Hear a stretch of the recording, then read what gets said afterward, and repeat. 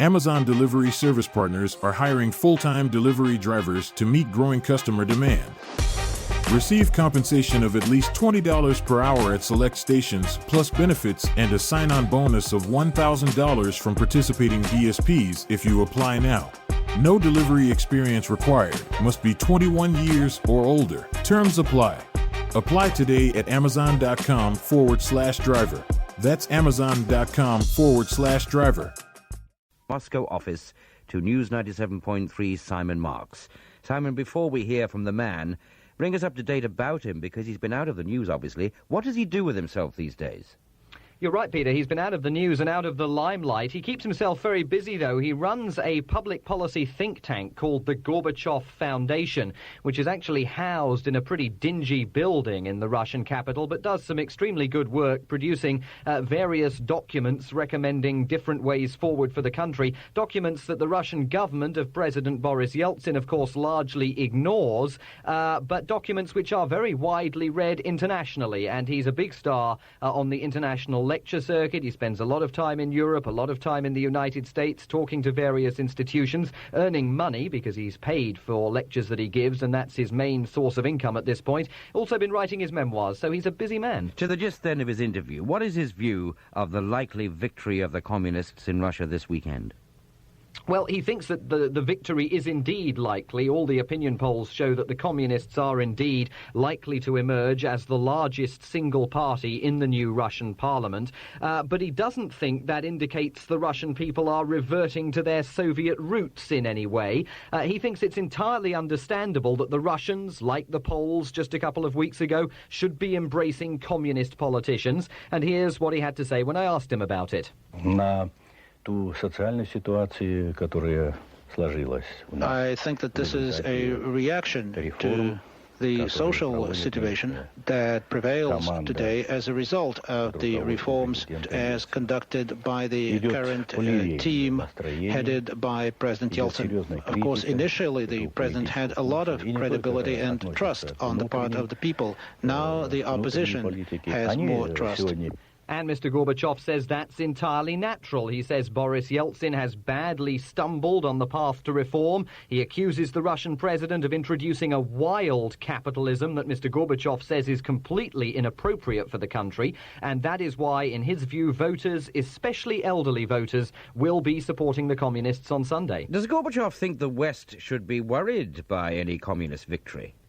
No, he says he doesn't think there's any cause for panic, because even though the Communist Party talks about turning back the clock, they talk about reversing privatization, reintroducing price controls on basic foodstuffs, reconstituting the Soviet Union, Mr. Gorbachev says there's no way they can do any of that because the country has been transformed in the past 4 years. And he says he's not sure that even Communist Party leader Gennady Zyuganov really wants to go back to the old ways. Here's what he said. He is today in favor of a mixed economy, political pluralism in terms of property ownership. Our society, our country has been changing despite all problems, and new realities have been created, the realities with which any political party, any political alliance or group will have to reckon. So Mr. Gorbachev says that means any attempt to go back to the bad old days is effectively doomed before it starts. Because there is a sufficient coalition of those who still want a semblance of it, and anyway, he doesn't really believe the communists are all that committed to it. That's right, and also, of course, a significant number of people who have benefited from economic reform, entrepreneurs across the former Soviet Union who would protest bitterly any attempt to roll back the clock. He once said he would be a committed communist until the day that he dies. Does that mean he will vote communist on Sunday? Well, I think that's one of the most surprising things that he said. He says that he will not be supporting the communists, and here's why. No, I will not support their program. I will not vote for them because I believe their agenda is very contradictory. And then I'm not sure that what they're saying today they will actually be doing. And also knowing what is in their party platform, party program, there are many things there that I cannot support, that I cannot welcome. Nor will he be voting for the current government in the form of Prime Minister Viktor Chernomyrdin. Mr. Chernomyrdin is leading a party called Our Home is Russia. Mr. Gorbachev says he's going to reject that. He says he'll be voting for people he describes as centrists, social democrats and the like, an indication perhaps of how far his own views have moved in the past 5 years. So, just so I can get his view clear, he is not going to vote communist, although he thinks they'll win. He thinks Yeltsin's gone far too far with the reform program. He probably doesn't understand all that well. Far too far for the country. So he wants a centrist view. This centrist view, does he think that is going to become the predominant political force in the country, even if the communists win? He thinks that over time it could well become the predominant political force because, and I think it's very important to understand, that this election is just the first stage of a process that's going to go on for the next 6 months or so in Russia.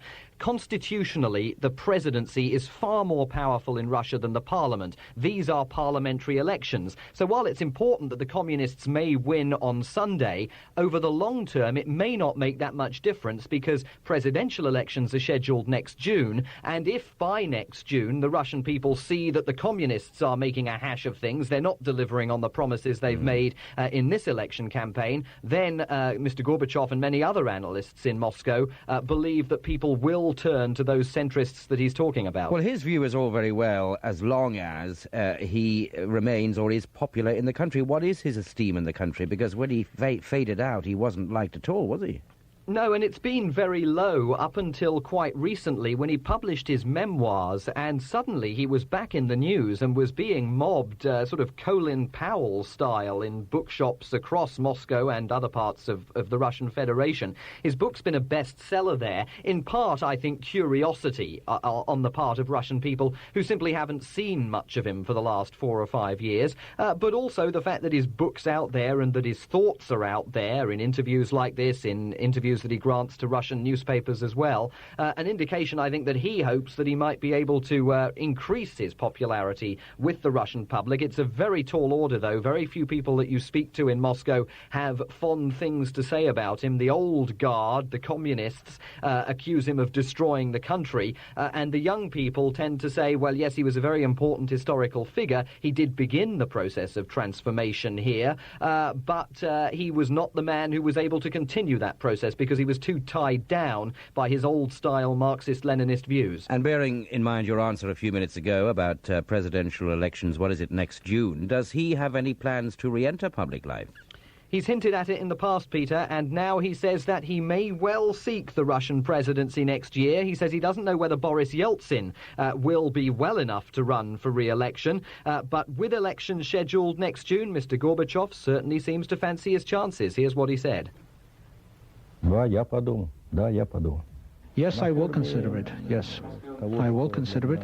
I believe that there is no doubt that Russia can become a dynamic, modern, stable nation that will be able to provide a decent standard of living for its people and spiritual freedom, cultural freedom, only if it continues the democratic process, only if the democratic process is pursued and strengthened.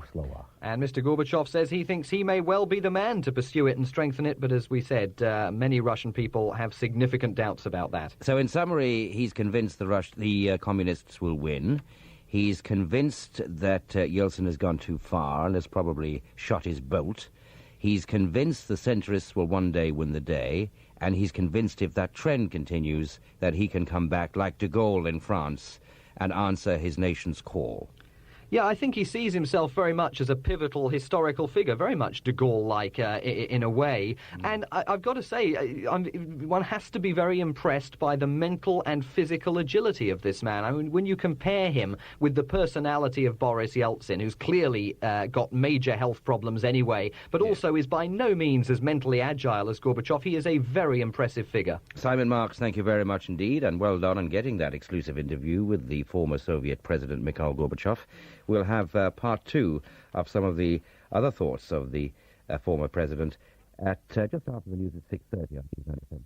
Amazon delivery service partners are hiring full-time delivery drivers to meet growing customer demand. Receive compensation of at least $20 per hour at select stations, plus benefits, and a sign-on bonus of $1,000 from participating DSPs if you apply now. No delivery experience required. Must be 21 years or older. Terms apply. Apply today at amazon.com/driver. That's amazon.com/driver.